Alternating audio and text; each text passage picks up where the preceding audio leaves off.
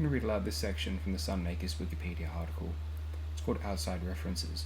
Robert Holmes intended the serial to be a satire of his own experiences with the Inland Revenue Services.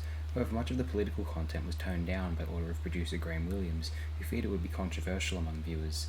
Many of the letters and numbers used to denote the labyrinth of corridors in the city, for example P45, allude to well-known tax and governmental forms, and the abbreviation used to refer to the suppressing caste PCM also stands for per calendar month. The actor who played the collector, Henry Wolfe, had deep bushy eyebrows, very reminiscent of the then Chancellor of the Exchequer, Denis Healey. However, Holmes presented the villains of the piece as working for a private corporation rather than a government. The director had originally intended that the giant credit cards featured in the story should resemble Barclay cards. This was vetoed by producer Graham Williams, who said that it would be free publicity for the bank. Near the end of part 2, and prompted by Mandrell for a story, the Doctor begins, "Once upon a time there were 3 sisters."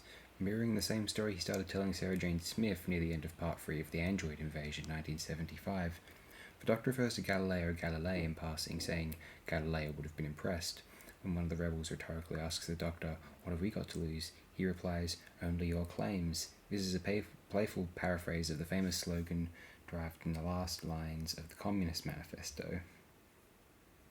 K9 refers to Pluto as the 9th planet. It was regarded as such at the time when the program was written and broadcast in 2006. Pluto lost that distinction when it was redefined as a dwarf planet.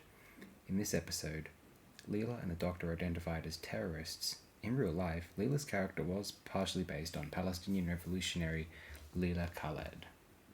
Interesting. She's still alive, actually, Leila Khaled. She's 80 now. Wow. I wonder what she's doing today. Based in Jordan, from what I can understand. Well, she has some pretty strong opinions on current world events, but then don't we all? Anyway, thanks again. See you next time if you're so inclined.